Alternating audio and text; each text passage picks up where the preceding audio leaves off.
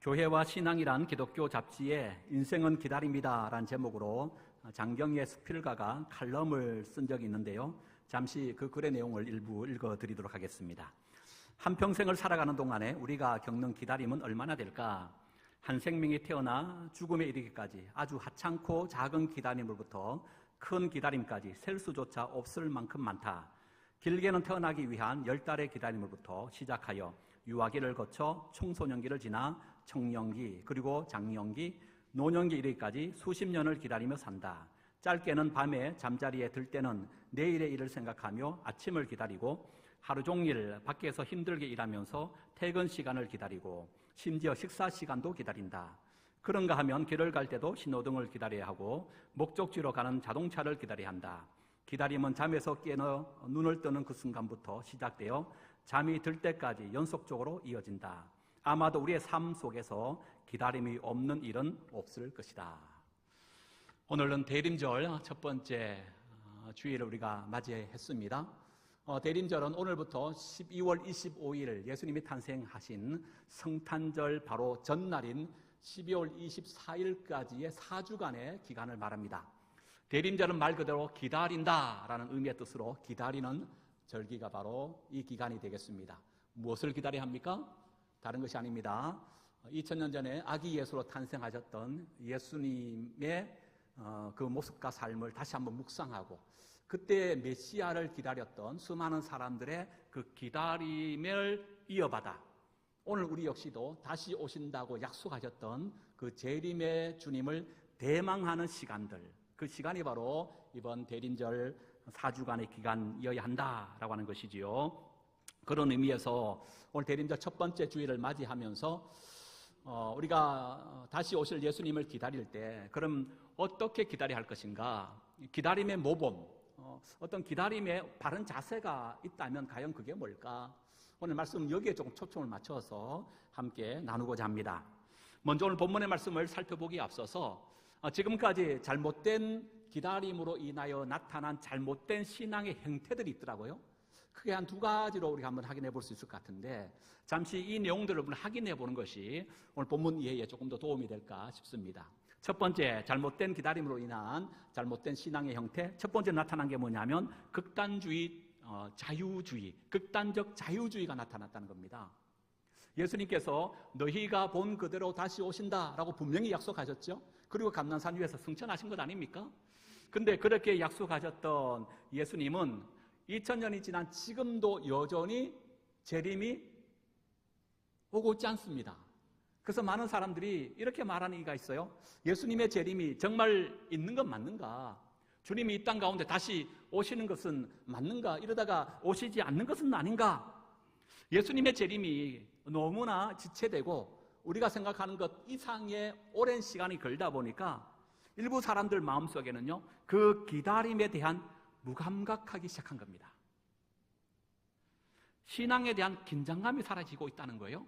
그래서 열정도 식어가고 나태하고 게을러지고 있다라고 하는 것입니다. 심한 경우에는요, 교회를 등지고 떠나며 세상의 향락과 기쁨을 쫓아가는 그런 이들도 있더라는 거죠. 또 세상으로 달려가진 않지만 마치 고삐 필린 망가지처럼 제2의 본성대로 본능이 이끄는 바 그냥 자유영혼처럼 살아가는 그런 이들도 있다는 거예요. 성경은 바로 이런 이들에 향하여 이렇게 권면을 말씀을 주고 있죠. 끼어 있어야 합니다. 준비하여야 합니다. 표들을 향하여 끊임없이 달려가야 합니다. 바울은 한 걸음 나가서 뭐라고 합니까? 자신의 인생을 해고하면서 나는 선한 싸움을 싸우고 달려갈 길을 달렸고 마지막 믿음까지 지켰습니다. 나에게는 의의 면류관이 예비해 놓았을 것입니다 라고 확신하잖아요. 이 바울의 고백은 한편 누구의 고백되기를 원하는 마음에서 그가 고백한 겁니까? 우리의 고백되기를 원한다는 거예요. 주님의 재림이 지체되고 마치 재림이 지연되어져 가고 있는 이런 상황 속에서 바울처럼 그렇습니다. 하나님, 나에게 맡기신 바 선한 싸움 내가 반드시 싸우겠습니다. 나의 달려갈 이 인생의 길이 있다면 그 길 마땅히 달려가겠습니다. 마지막 뭘 지켜야 돼요? 그럼에도 불구하고 끝까지 믿음을 지키겠습니다. 그런 나에게도 의의 면류관, 생명의 면류관이 예비되어 준 줄로 믿습니다. 이 재림이 지연되어지고 비록 그런 시대로 인하여 기다림이 무감각해지고 다시 주님이 오신다고 하는 긴장감이 사라지는 이때일수록 우리는 신앙의 날을 다시 한번 갈아야 된다는 거예요. 왜요? 그날은 반드시 임하실 것이고 도적같이 오기 때문이라고 하는 거예요. 두 번째, 시한부 종말론자들이 등장하기 시작합니다. 앞에서 지금 기다림에 대하여 둔감하여지고 기다림이 정말 무감각함으로 나타났던 첫 번째 신앙적 패단은 극단적 자유주의예요. 그러나 이제 두 번째 시한부 종말론자들은 지나치게 기다림에만 초점을 두었기 때문에 나타나는 신앙의 또 다른 형태다, 이렇게 볼 수 있습니다. 대표적인 것이 우리가 잘 알고 있는 1992년 10월 28일 이장님을 중심으로 한 다미 선교회가 바로 그들이다라고 얘기할 수 있겠죠. 그들은 이렇게 말합니다. 예수님이 당장 내일 오시는데 오늘 우리의 삶이 뭐 그렇게 중요하냐. 그래서 그들이 어떻게 합니까? 가정을 버리고 직장에 사표 쓰고 흰 옷 입고 자기들끼리만 모여서 어디만 바라봐요? 하늘만 쳐다보는, 하나님께서 우리 각자에게 주신 삶의 거룩한 모습은 온데간데 없고 그저 내일 주님이 오시는데 나에게 주어진 이 삶이 무슨 의미가 있는가? 하늘만 바라보고 하늘만 쳐다보고 있는 이들이 있다는 거예요. 이런 이들을 향하여 사도 바울은 이렇게 경고하지요. 데살로니가후서 5장 11절과 12절에 우리가 들은즉 너희 가운데 규모 없이 행하여 도무지 일하지 않고 일만 만드는 자들이 있다니 이런 자들에게 우리가 명하고 주 예수 그리스도 안에서 먹으라 하노라. 이런 데살로니가 후서에 보면 데살로니가 교회 안에 이런 시한부 종말론자들이 있는 겁니다. 그들의 가장 특징이 뭐라고? 일하지 않아요. 왜 일하지 않다고요? 내일 예수님이 재림하는데 내일 지구에 종말이 오는데 오늘 일하는 것이 무슨 의미가 있어? 직장에 사표 쓰고 하늘만 쳐다보고 있는, 일하지 않고 일만 만드는 이런 시한부 종말론자들이 있다는 겁니다. 그들에게 엄중히 경고하면서 그래서 예수 안에서 먹으라. 삶에 주어진 상황 속에 최선을 다하여 살아라. 그 얘기를 하고 있는 겁니다. 여러분, 이런 의미에서 우리는 지금 그 어느 때보다 마라나타, 주 예수여 어서 오시옵소서, 다시 오실 주님을 기다리되 무엇보다 참되고 바르게 기다림이 절실할 때가 아닌가 한번 그렇게 생각해 봅니다. 오늘 본문에는 같은 예수님을 기다렸지만 오고 가는 모든 믿음의 성도된 우리에게 예수님의 기다림은 바로 이렇게 기다리는 것이구나, 기다림의 교과서, 기다림의 모범 답안 같은 한 인물을 우리에게 소개합니다. 그가 바로 시몬입니다. 한마디로 시몬의 기다림은 의롭고 경건한 기다림이었다라고 오늘 성경은 증언하죠. 그래서 여러분 25절 한번 볼까요? 25절 다시 한번 봅니다. 25절 시작. 예루살렘에 시몬이라는 사람이 있으니 이 사람은 의롭고 경건하여. 아멘. 시몬의 기다림, 한마디로 어떤 기다림? 의롭고 경건한 자의 기다림이었다라고 말합니다. 이것은 다른 말로 얘기하면 앞에서 제가 잘못된 기다림으로 인하여 나타났던 잘못된 신앙의 패단 두 가지하고는 완전히 대조된 모습이죠. 그는 예수님을 기다리되 의롭고 경건하게 기다렸다라고 말씀하고 있다는 거예요. 오늘 우리가 주목해야 될 말이 바로 여기 있습니다. 우리가 주님이 재림하실 그날까지 나아가서 이 사순절 4주 기간 동안에 우리가 어떻게 기다려야 할 것인가? 의롭고 경건하게 기다려야 함을 우리가 말씀하고 있다는 겁니다. 그러면 의롭고 경건한 것은 과연 뭘 얘기하느냐? 첫 번째, 의롭다는 것부터 한번 찾아볼까요? 이것은 성경을 한번 찾아보는 것이 좋을 것 같은데요. 창세기로 돌아갑니다. 창세기 4장을 돌아갑니다. 구약 성경 5쪽에 창세기 4장 4절과 5절입니다.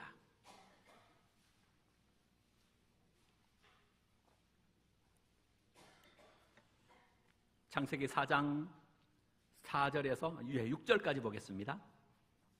아벨은 시작. 아벨은 자기도 양의 첫 새끼와 그 기름으로 드렸더니 여호와께서 아벨과 그의 제물은 받으셨으나 가인과 그의 제물은 받지 아니하셨은지라. 가인이 몹시 분하여 안색이 변하니 여호와께서 가인에게 이르시되 네가 분하여 함은 어찌 됨이며 안색이 변함은 어찌 됨이냐. 아멘.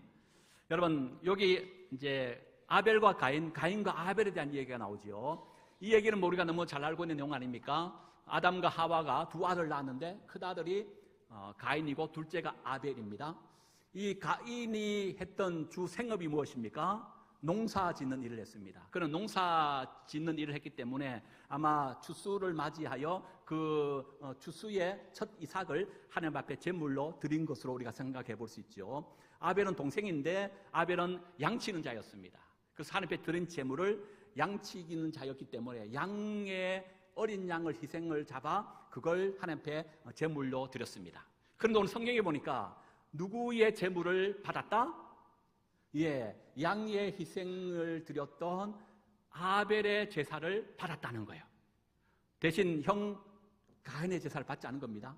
이를 보고 가인이 반응을 보이는데 어떻게 반응 보였다는 겁니까? 몹시 분하여 얼굴빛이 비쳤다는, 굉장히 화가 났다는 거예요. 여기서 우리는 원론적인 질문할 수 있죠. 그러면 하나님께서 왜 똑같은 제물을 드렸는데, 물론 제물의 종류가 달라요. 하나는 양을 잡아서, 하나는 곡식의 제사를. 그런데 왜 누구의 제사의 제물은 받고 왜 누구의 제사의 제물은 받지 않았는가? 학자들 사이에도 많은 이견이 있습니다. 대표적인 것은 당시 구약의 제사는 일반적으로 동물의 피를 희생하여 드리는 동물의 제사가 흔히 있었습니다. 그러니까 아벨의 제사가 하나님 앞에 연락된 것은 그가 동물의 희생 제사를 드렸기 때문이다 라는 것으로부터 시작하여 마지막에는요, 이건 하나님의 절대적인 주권의 문제다, 우리가 왈가불가할 문제가 아니다 라고까지 이 문제 앞에 굉장하고 다양한 해석들이 많습니다. 그런데 오늘 성경에 보면요, 왜 하나님께서는 가인의 제사를 받지 않았는가? 힌트를 우리에게 주시고 있어요. 그게 바로 7절입니다.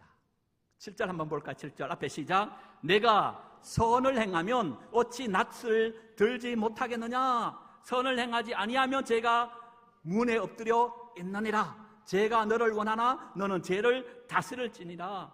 여기 보니까 여러분 다른 이유가 아니었어요. 하나님께서 왜 가인의 제물을 받지 않았느냐? 한마디로 얘기할 때 내가 뭘 행하지 않아서? 선을 행하지 않았기 때문이다라고 말씀하고 있다고요. 여기 선이라는 말이 히브리어 명사가 토브입니다. 토브. 선하다, 또 토브의 폭넓은 의미는 의롭다라고도 번역이 가능해요. 그러니까 여러분, 토브 어디서 좀 많이 들어본 말 같지 않습니까? 어디서 말 들어봤습니까? 창세기 바로 앞장에 1장에 가면 이 말이 가장 많이 집중적으로 기록하고 있어요. 하나님께서 매 창조가 끝날 때마다 늘 하시는 말씀이 심히 좋았더라, 심히 좋았더라, 좋았더라가 바로 토부예요. 그러니까 토부는 무슨 의미일까요? 하나님께서 계획하시고 작정하신 바대로 한치의 오차 없이 그것이 완전히 완성되어졌다, 완전히 만들어졌다, 그런 의미에서의 토부라고 하는 거예요. 그래서 토부의 뜻은 하나님의 뜻과 목적에 부합하여 온전하고 질서가 잡힌 상태다라고 말하고 있습니다. 그런 의미에서 선을 행하지 않았다, 지금 의롭지 않다라고 하는 것은 단순히 윤리적으로 도덕적으로 그렇게 착하게 살았지 않았다라고 말하는 것이 아니고 그 내면의 깊은 뜻은 하나님의 명령과 그 뜻에 순종하지 않았다는 거예요. 그래서 하나님께서 지금 가인이 드린 예물 자체에 문제가 있기 때문에 그 제물을 받지 않은 것이 아니고 그 이전에 가인의 행동이 하나님의 명령 혹은 그 뜻에 부합하지 않았음을 지적하고 있다는 사실입니다. 그래서 여러분, 오늘 창세기 4장 4절 다시 보세요. 4절에 보면 또 이렇게 얘기합니다. 여호와께서 아벨과 그의 제물을 받으셨으나 5절 가인과 그의 제물은 받지 아니했다고 말하고 있어요. 여러분 다시 잘 보세요. 하나님께서 아벨과 가인을 얘기하면서 그 두 사람이 드렸던 제물만 받았다, 제물만 받지 않았다라고 말합니까? 아니면 그 앞에 아벨과 그의 제물입니까? 가인과 그의 제물입니까? 예, 재물만 받으신 것이 아니고, 재물만 안 받으신 것이 아니고, 재물을 드린 그 당사자, 그렇죠?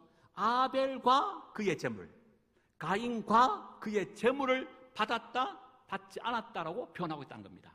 무슨 얘기예요? 하나님은 재물에 관심 있는 분입니까? 재물을 드린 제사자, 그 당사자에게 관심 있는 분입니까? 여러분, 이게 중요한 거예요. 고대 군동의 일반적인 신들은요, 재물에만 관심이 있었어요. 그래서 얼마나 더 많이, 얼마나 더 풍성하게, 얼마나 비싼 것으로 재물에만 관심이 있었다고요. 그러다 보니까 심지어 고대 군동의 신들은 뭐까지 바쳐라 그래요? 너 자식까지 바쳐. 인신제사, 처녀제사 드리라고 하잖아요. 근데 여러분, 우리 하나님 결코 그런 분이 아니죠. 제물을 드리는 제사자, 그가 평소에 어떤 삶을 살았는가? 하나님은요, 여기에 훨씬 더 많은 관심을 갖고 계신 분이라고 하는 거예요. 오늘 구약의 제사가 지금의 예배라고 생각해 본다면, 오늘 우리가 주의 전에 나와서 예배 드리고 있습니다. 오늘 우리의 예배가 하나님 앞에 연락되어지고 받으시는 합당한 예배인가 아닌가는, 물론 오늘 이 한 시간에 우리가 어떤 마음과 어떤 자세로 예배 드리는가도 굉장히 중요해요. 그러나 이거보다 더 중요한 것은요, 지난 한 주 동안에 여러분의 삶 현장 속에 월요일부터 토요일까지 어떻게 살았느냐, 얼마나 예배자로서의 합당한 삶을 살았느냐. 어쩌면 오늘의 예배의 승패는요, 지난 한 주간의 우리의 삶을 통하여 이미 결판 났는지도 몰라요. 여러분, 그런 의미에서 오늘 시므온은요, 의로운 사람이었다는 겁니다. 평소에 하나님의 뜻이 무엇인지 알고 그 뜻에 순종하는 거룩한 삶을 살았던 인물, 그가 바로 시므온이었다는 거예요. 두 번째, 시므온은 어떤 사람이었습니까? 경건한 사람이었다라고 말하고 있죠. 여기 경건하다라는 것은 신약 성경 전체에 보니까 4번밖에 사용하지 않아요. 그것도 복음서에는요, 누가복음에만 유일하게 기록하고 있더라고요. 경건하다라는 다른 의미의 뜻은 경외하다, 독실하다, 하나님을 두려워한다, 그런 의미의 뜻이 있습니다. 여러분, 이것은 하나님을 경외하는 겸손한 마음을 소유했다는 시므온의 내적인 성품을 묘사하고 있다고 볼 수가 있습니다. 정리하면 시므온은 외적으로는요, 하나님의 말씀에 따라 사는 의로운 사람이었다면, 내적으로는요, 하나님을 경외하는 경건한 사람이었다고 말하고 있는 거예요. 한마디로 시므온은 믿음과 행함이 일치하는 신행일치에 산 삶을 살았던 인물이라고 우리가 평가해 볼 수 있는 겁니다. 기독교의 상징물이 많죠. 여러분, 기독교를 대변할 수 있는 상징물 그러면 여러분 어떤 것이 먼저 생각납니까? 기독교 그러면 맞아요, 십자가를 아마 가장 먼저 떠오를 겁니다. 그래서 우리도 십자가가 있는데, 십자가는 어떻게 됩니까? 수직측과 수평측이 만나서 십자가 되죠. 세로측과 가로측을 교차하여 되어 만들어진 것이 십자가입니다. 그런데 여기에 중요한 영적인 의미가 있다고 그러잖아요. 먼저 수직측, 세로측은 뭘 얘기한다고요? 하나님과 나 사이의 관계를 말하는 겁니다. 이것이 오늘 시므온이 살았던 그 삶의 모습을 통하여 본다면 이건 뭐가 연관이 됩니까? 경건이에요, 경건해. 하나님과 나 사이의 관계를 말하고 있는 겁니다. 그리고 십자가는 그것만 있는 것이 아니에요. 수평측도 있어요. 가로축이 있습니다. 이것은 무슨 관계입니까? 나와 너 사이, 나와 이웃의 관계를 말해요. 오늘 시므온의 살았던 그 모습을 바라본다면 의롭게 사는 것을 말해요. 하나님의 뜻이 무엇인지 알고 세상 가운데 이웃과 어떤 관계를 유지하는가? 그 십자가는요, 하나님 관계와 이웃 관계로서의 완성을 이루어야 된다는 거예요. 여러분, 이걸 놓치면 안 돼요. 믿음 생활이라는 건 뭐냐? 하나님의 관계만 제대로 하면 되지. 그렇죠? 교회에 와서 열심히 예배드리고 헌금 잘 내고 또 교회 맡은 바 직분과 사명 잘 감당하면 그거 되는 건 아니야. 여러분, 믿음은 그건 반쪽짜리예요. 십자가의 완성은 뭘로 드러나요? 수평, 가로축이 있다는 것을 우리가 잃어버리면 안 돼요. 가로축이 뭐라고요? 나와 너, 이웃과의 관계도 함께 포함된다고요. 그 의로운 삶, 말씀에 따라 살아가는 그 삶이 반드시 수반되어진다라는 것을 말해요. 그래서 마태복음 22장 34절 율법과 선지자의 대강령이 뭐냐? 이렇게 말하죠. 마음을 다하고 목숨을 다하고 뜻을 다하여 주 너희 하나님 뭐하고? 사랑하는 것이 그게 첫 번째고, 두 번째는요, 그와 같이 내 이웃을 내 몸과 같이 사랑하는 것이다 라고 말해요. 마태 저자는 이것을 또한 제자도라고도 말합니다. 그럼 제자가 누굽니까? 제자 훈련을 받고 수료했다고 제자가 되는 거 아니에요. 제자는요, 오직 위로는 하나님을 사랑하고 아래는 이웃을 사랑하는, 그가 바로 진정한 제자라고 말하고 있는 겁니다. 여러분, 그렇습니다. 신앙생활이 뭐냐? 한마디로 정리한다면 의와 경건의 삶을 사는 거예요. 밖으로는 이웃을 사랑하고 안으로는 하나님을 경외하는 삶을 얘기합니다. 그런데 지금 한국교회가 세상으로부터 욕을 먹고 있습니다. 이유가 뭘까요?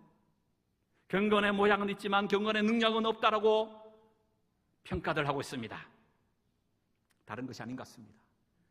시몬처럼 의와 경건의 삶을 살지 못하고 있기 때문이 아닌가 생각해 봅니다. 오래전에 독일의 바바리아 성의 사람들을 괴롭혔던 포악한 루드비히 공작이 있었습니다. 성 안의 모든 사람은 공작을 두려워했습니다. 어느 날 공작이 사냥을 나갔다가 숲속에서 한 작은 예배당에 들어가게 되었습니다. 제단 앞에서 오랜만에 기도를 하는데 갑자기 예배당 벽에 무슨 글씨가 쓰이는 겁니다. 순식간에 보였다가 사라졌기 때문에 앞부분 뜰이 3만 기억납니다. 3일인지 석 달인지 3년인지 아무튼 그 안에 무서운 심판이 있을 것이라는 내용이었습니다. 이제껏 죄를 많이 지었던 이 공작은 나름대로 해석합니다. 내가 3일 안에 하나님 앞에 서게 되는구나 라고 생각한 것입니다. 이에 3일 동안 아내와 부하들에게 너무너무 잘해주는 거예요. 그래서 죽어서 하나님 심판대 앞에 설 생각을 하면서 마지막 3일째 되는 날 높은 탑 위에 올라갑니다. 그러나 아무 일도 생기지 않았어요. 공작은 다시 생각합니다. 3일이 아니라 석 달이었구나. 그래서 석 달 동안 가족과 백성에게 최선을 다했습니다. 하지만 석 달이 지나도 죽지 않은 겁니다. 공작은 이제야 확신했습니다. 3년이구나. 3년 동안 열심히 살았다는 거예요. 그런데 어느 날 갑자기 나팔 소리와 함께 독일 왕실에서 사절단이 왔습니다. 루드비히 공작을 독일의 황제로 모시기 위함이었습니다. 3일, 3개월, 3년을 하나님을 심판대 앞에 설 것으로 생각하며 그렇게 최선을 다하여 살았기 때문에 그래요. 하루하루 성실하게 살았던 공작의 소문이 전 독일에 퍼지기 시작했다는 겁니다.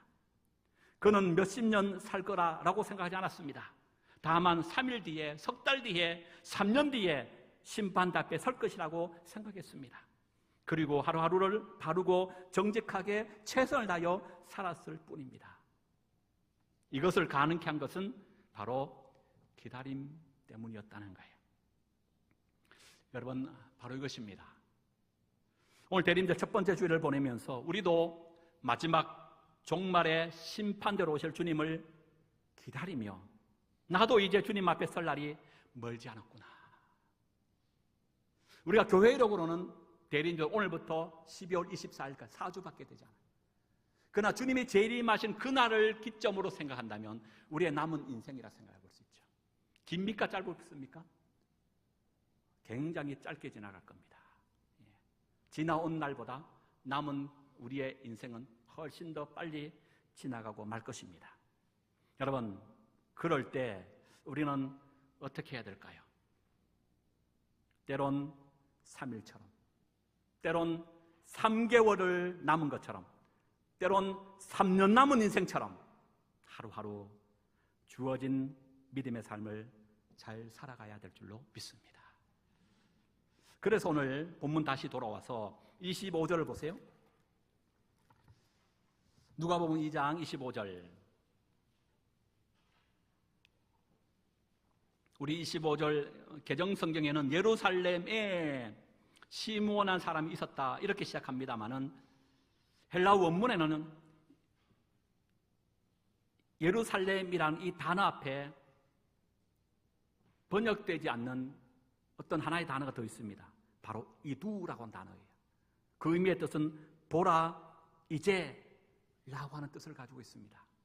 여러분, 그래서 앞에 보라라는 단어를 넣어서 25절 읽어볼까요? 시작. 보라, 예루살렘에 시몬이라는 사람이 있으니 이 사람은 의롭고 경건하여 이스라엘 위로를 기다리는 자라 성령이 그 위에 계시더라.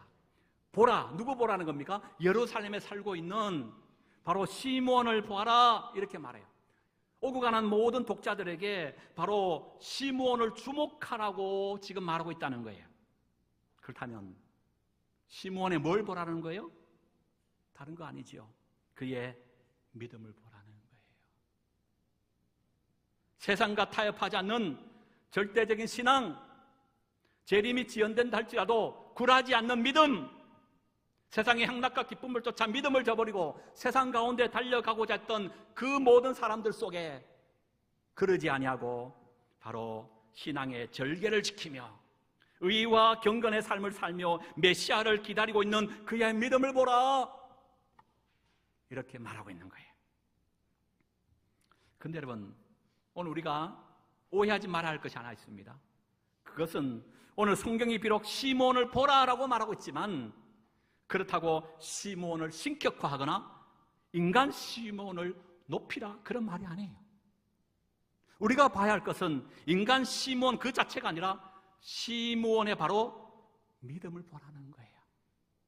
중요한 것은 그 믿음은 누구로부터 온 겁니까? 성령 하나님이 주시는 거예요. 그래서 오늘 본문 속에 반복되는 단어가 있습니다. 그건 바로 성령님이란 단어예요. 여러분 25절 볼까요? 25절 마지막 절에 보면 성령이 그 위에 계시더라. 26절도 보세요. 그가 주의 글소를 보기 전에 죽지 아니하리라 하는 성령이 뭐 받았어요? 지시 받았다는 겁니다. 그리고 27절도 보니까 어떻게 합니까? 성령의 감동으로 성전에 들어가서 아기 예수님을 품에 안는 기쁨을 맛보게 되어졌다라고 말하고 있습니다. 이 짧은 구절에요, 성령이라는 단어가 무려 3번이나 기록되고 있습니다. 무슨 얘기입니까? 시므온이 이렇게 의롭고 경건한 삶을 살 수 있었던 것은 누가 함께 했기 때문에? 성령님이 그 위에 계셨기 때문에 그래요. 성령님께서 그와 함께 했기 때문이라고 말하고 있습니다. 죽기 전에 성전에서 아기 예수님을 볼 수 있었고 그 아기 예수님을 품에 안을 수 있었던 것 역시도 성령의 감동으로 가능한 일이었다고 오늘 성령은 증언하고 있습니다. 기다리면은 인내가 필요합니다. 기다리면은 자기 절제와 포기가 수반됩니다. 그래서 기다림은 인고의 아픔이기도 합니다. 그럼에도 불구하고 시므온이 주님 오실 때까지 의롭고 경건하게 기다릴 수 있었던 것은 성령 하나님이 함께 하셨기 때문입니다. 말씀을 마칩니다. 사랑하는 여러분, 주님만을 바라보십시다. 주님만을 기다리십시다. 시므온처럼 세상과 타협하지 않고 신앙의 절개를 끝까지 지키면서 우리 역시 의와 경건의 삶으로 메시아를 기다릴 수 있기를 바랍니다. 때로 내 인생이 오늘이 마지막인 것처럼 아무도 모르잖아요.